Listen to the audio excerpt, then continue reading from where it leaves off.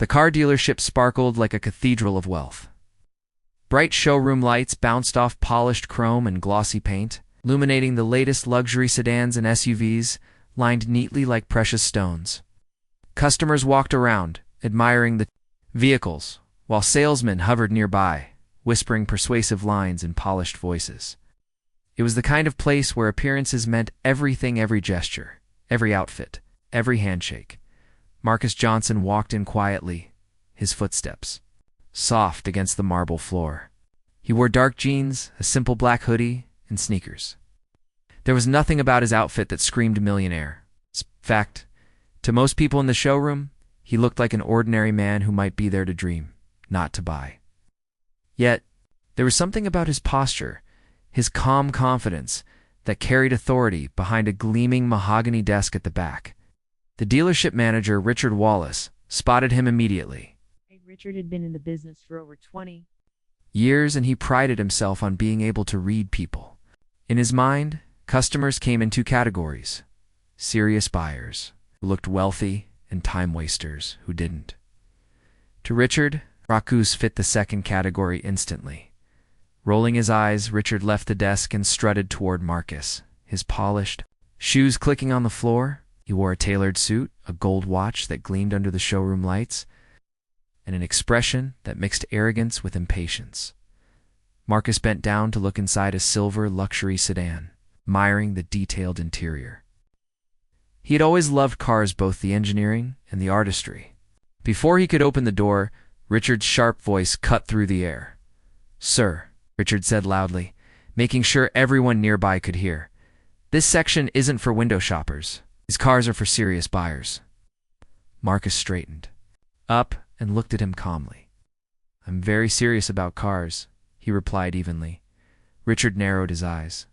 "Listen, I don't know what game you're playing, but I don't have time for it. These vehicles cost more than most people make in 5 years. Why don't you try somewhere? More in your range?" His voice dripped with contempt. The room fell into an uncomfortable silence. A couple of customers shifted uncomfortably. Sales staff exchanged nervous glances, but said nothing. 8. Marcus's expression didn't change. "I see," Marcus said quietly. "You believe you can judge what someone can afford based on what they're wearing?" Richard smirked. "I believe I can tell who's wasting my time. Trust me. I've been doing this long enough to know when someone doesn't belong here."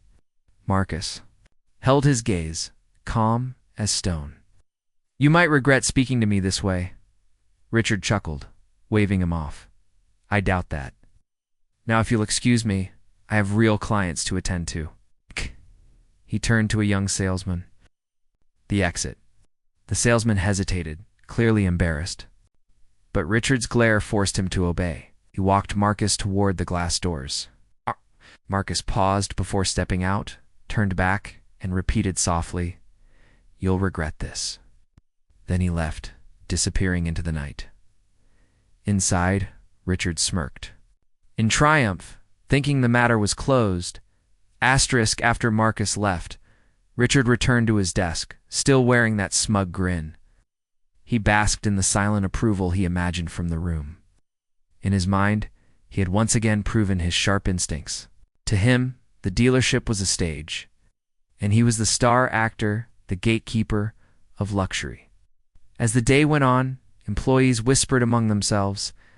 A few salesmen, younger and more open-minded, didn't agree with Richard's treatment of Marcus. "He didn't seem like a time waster to me," one muttered quietly to a colleague. "He had this presence, like he knew what he wanted." Richard overheard and snapped back, "Presence doesn't pay bills. Suits and Rolexes do. Learn that if you want to survive in this business." His arrogance silenced the younger staff, but their discomfort lingered. What Richard didn't know was Marcus's story, a journey that stretched far beyond anything Richard could imagine. Marcus Johnson had grown up in a working-class neighborhood. The son of a single mother who worked double shifts to keep food on the table. From a young age, Marcus understood two things. The world judged people by appearances, and those appearances often came with assumptions that were wrong. He had been turned away from restaurants, clothing stores, and job interviews simply because of the color of his skin or the simplicity of his clothes. But instead of breaking him, fueled him.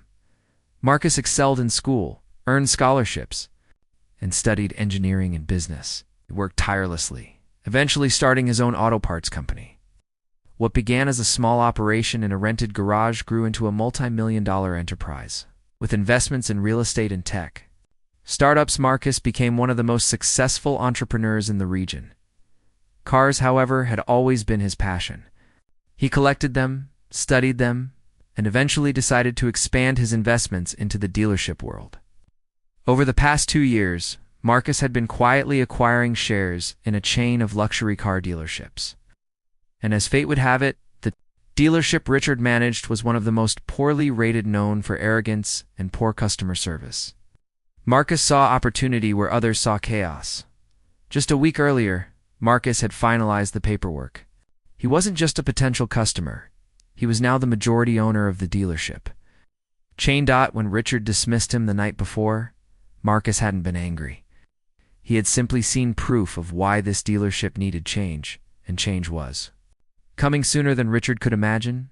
The next morning, tension buzzed through the dealership like electricity.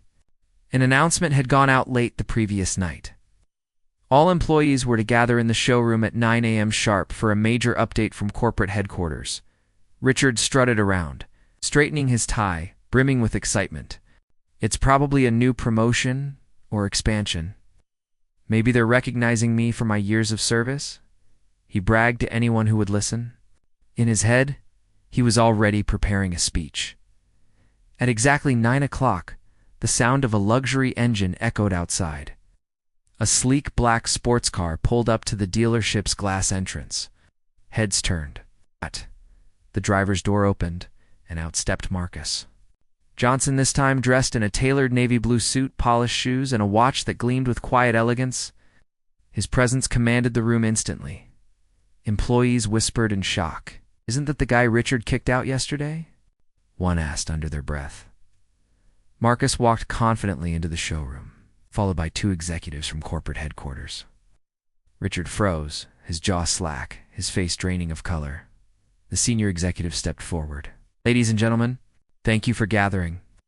Today we are proud to introduce the new owner of our dealership chain, Mr. Marcus Johnson." Gasps rippled through the room. Staff stared in disbelief. Some smiled, remembering how rudely he had been treated. Others looked down, ashamed.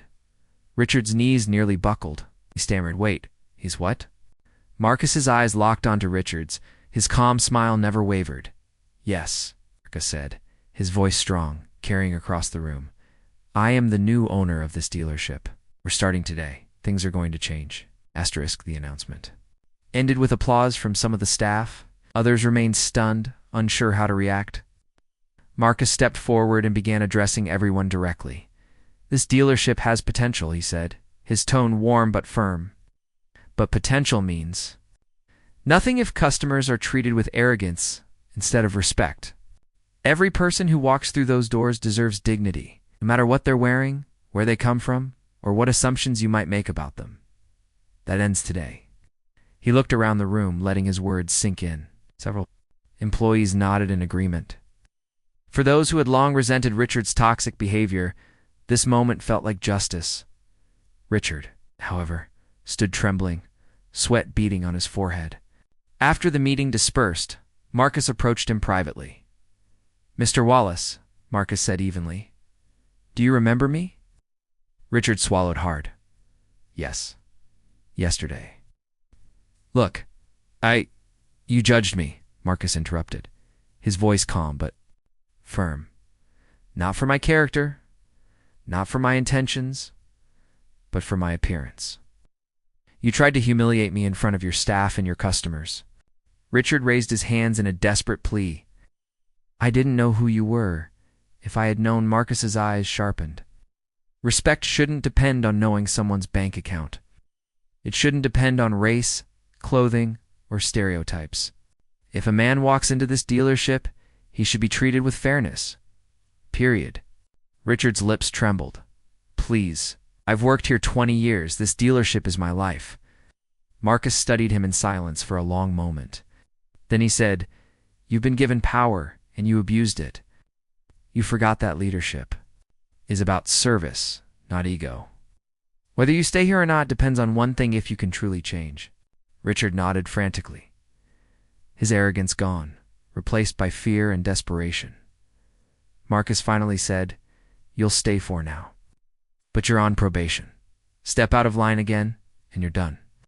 Richard's relief was visible, but so was his shame. He had been humbled in front of everyone, and there was no undoing it. In the weeks that followed, Marcus's presence transformed the dealership. Policies changed, customer service training was revamped, and employees were encouraged to focus on honesty, respect, and professionalism. Word spread quickly, and soon customers noticed the difference. Sales numbers began to climb, and morale improved. Marcus walked the showroom floor regularly, speaking with customers, listening to employees, and making sure his vision was clear. Staff, who had once been silenced by Richard's arrogance, now felt empowered to speak, innovate, and grow. As for Richard, he struggled.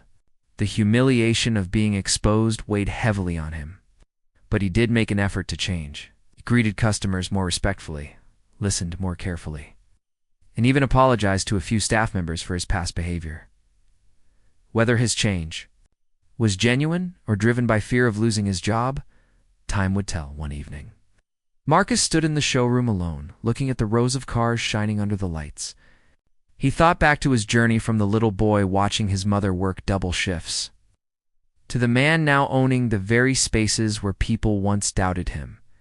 His reflection in the glass showed a man who had beaten the odds, but more importantly, one who refused to let prejudice define him.